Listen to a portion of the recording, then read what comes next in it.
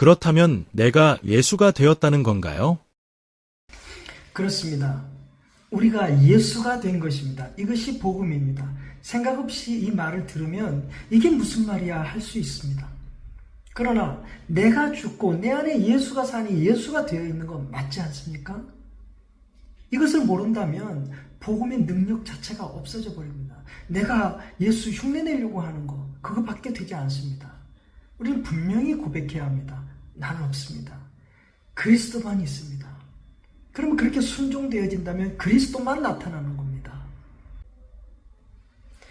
여전히 나로 존재한다면 내 안에 사는 이가 예수가 아니라 그냥 나이잖아요. 그래서 우리는 분명히 나는 없고 예수만 있습니다. 이 고백이 있어야 믿음입니다. 믿음은 나는 없고 예수가 내가 된 것을 믿어야 합니다. 나는 다시 태어났음을 믿어야 합니다. 이 다시 태어난 나는 오직 성령으로 태어났음을 믿어야 합니다. 이 새 생명은 하나님의 아들 생명 그 자체입니다. 그래서 그리스도인들을 성도라고 하는 것입니다. 거룩한 자라는 뜻이죠. 성도라고만 할 부분이 아닙니다. 성자라고도 해야 됩니다. 그리스도만이 나타나는 하나님의 아들이니까요. 성도는 곧 성자입니다. 왜냐하면 그리스도와 한 몸이기 때문에 그렇습니다. 뭔가 특별하게 경건한 삶을 살았다고 남들하고는 좀 다르게 특별히 남들이 흉내내지 못하는 뭔가를 한 사람을 설정해 놓고 저분은 성자야, 저분은 성인이야. 복음을 모르기 때문에 이런 현상이 일어나는 것이죠. 복음은 예수를 영접한 자가 성자, 성도, 하나님의 아들, 거룩한 자, 깨끗하고 완전한 자, 그 생명의 씨가 거룩하니 그가 거룩할 수밖에 없는 거 아니겠습니까? 이 나무의 실제적 생명, 그 생명 인자가 예수이기 때문에 그 나무는 예수 그 자체입니다. 그래서 씨가 거룩하기 때문에 그 나무가 거룩한 겁니다. 이렇게 믿음의 사람은 육적인 자기의 옛 사람은 죽고 없다. 이것을 시인한 자들입니다. 이것이 믿음의 시인인 것입니다. 여전히 난 나로 살면서 예수를 믿어. 이것은 믿음과는 아무 상관이 없는 자기 신념입니다. 믿음의 사람은 예수 나무의 가지로서 존재하는 그 자기만을 기억합니다. 예수 생명의 나무에서 다른 생명이 자랄 수 없지 않습니까? 나의 육적 존재가 예수야 이런 게 아니죠. 그냥 나는 없으니 예수만 있다라는 것입니다. 그러니 이 믿음의 고백과 함께 나에게 시작되는 것은 예수의 생각, 예수의 뜻, 예수의 열정, 예수의 능력, 예수 그리스도 안에 있는 자만이 나야. 이 고백이 믿음이라는 겁니다. 이 믿음은 그래서 놀라운 능력이 있는 겁니다. 믿음 그 자체 안에 하나님의 능력 그 모든 것이 있는 것입니다. 이것을 우리는 분명히 알고 믿어야 합니다. 오직 믿음으로라는 것은 오직 예수로라는 말과 같은 겁니다. 오직 예수로라는 말은 나는 없고 내 안에 예수만 계십니다 라는 겁니다. 그리스도와의 완전한 연합만을 고백하는 것, 그리스도를 영접함으로 그리스도의 생명 그 자체로 존재케 되어지는 새 생명의 실체로서 자기 믿음을 이해하는 것입니다. 그러한 믿음은 그 아들의 권세를 가지고 온 땅을 다스리는 그 삶을 누리게 됩니다. 그래서 구원입니다. 우리는 태어나서 지금까지 우리의 육체를 통해 만들어지는 그 어떤 무엇들이 우리 안에 차곡차곡 쌓여서 우리 자신을 만들었습니다. 그것을 인간 자아라고 하죠. 그 자아의 세계가 내가 이 세상에 나올 때 갖고 나오는 게 아니라 세상의 것들이 하나하나 차곡차곡 쌓여져서 지금의 나가 될 것입니다. 그런데 이 믿음의 고백과 함께 그동안 그렇게 차곡차곡 쌓여져서 나를 형성한 이 나는 세상으로부터 온 육적 자아의 세계는 죽었다. 이제 나는 없다. 내 안에 예수가 계신다. 예수만이 나다. 이 고백이 영접이고 이 고백이 믿음이라는 거예요. 그렇기 때문에 자유가 임하는 겁니다. 이 진리라고 하는 예수가 내 안에 주인되어 있기에 그의 세계는 자유의 세계입니다. 이게 복음을 누리는 자는 그래서 자유를 누릴 수밖에 없는 거예요. 세상에 결코 갇힐 수 없습니다.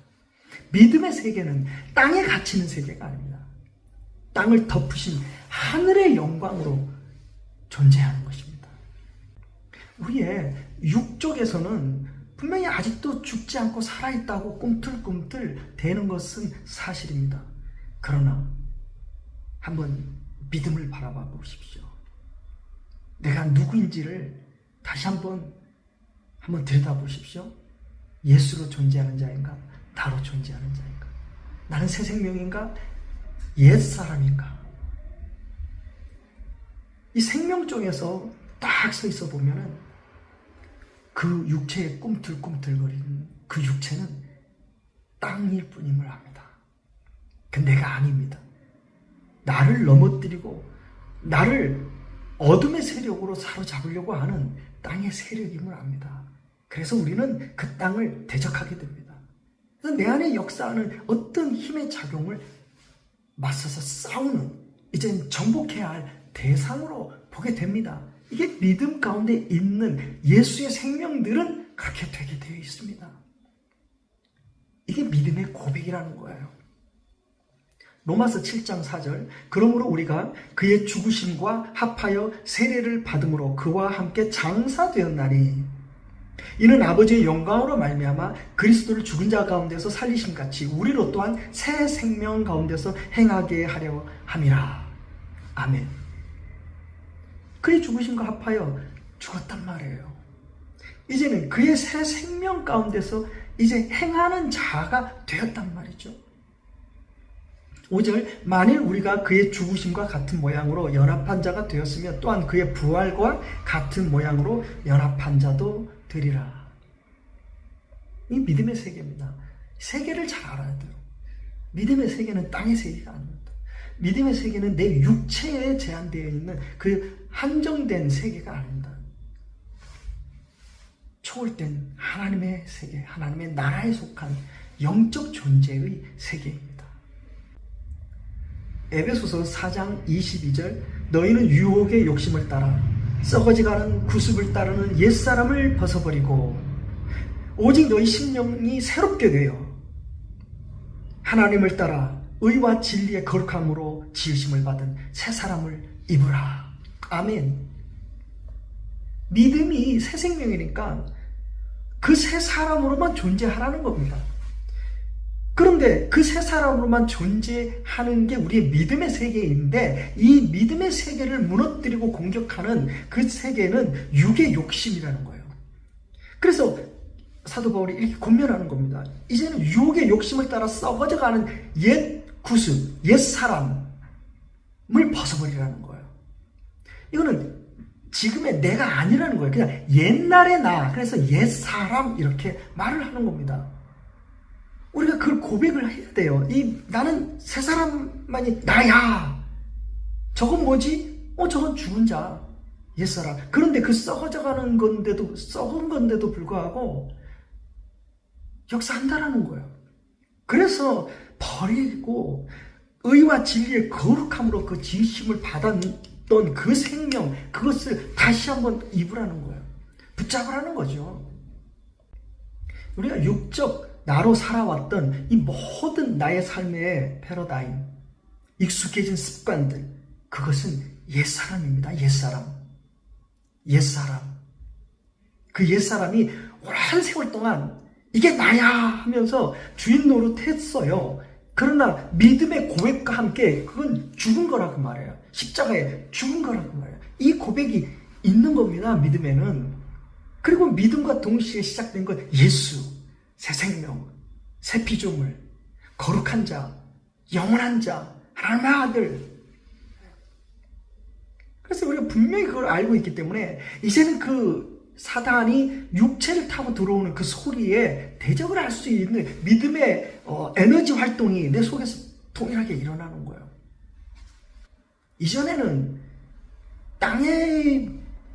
땅에서부터 들어오는 그 기운들, 그런 메시지들을 받으면서 나를 형성해서 그것이 나의 실체가 되어서 내 삶을 끌고 갔지만, 그러니까 세상이 두려웠지만, 이제 믿음 안에 딱 서니까 세상이 얼마나 어둡고 컴컴하다 할지라도 나는 빛 가운데 있기 때문에, 그 어둠을 다스릴 수 있는 예수 그리스도의 생명 가운데 있기 때문에 문제가 되지 않아요. 그 믿음으로 계속해서 날마다 그 믿음으로 존재하기 위해서 우리는 날마다 그리스도의 살과 피를 먹는 겁니다.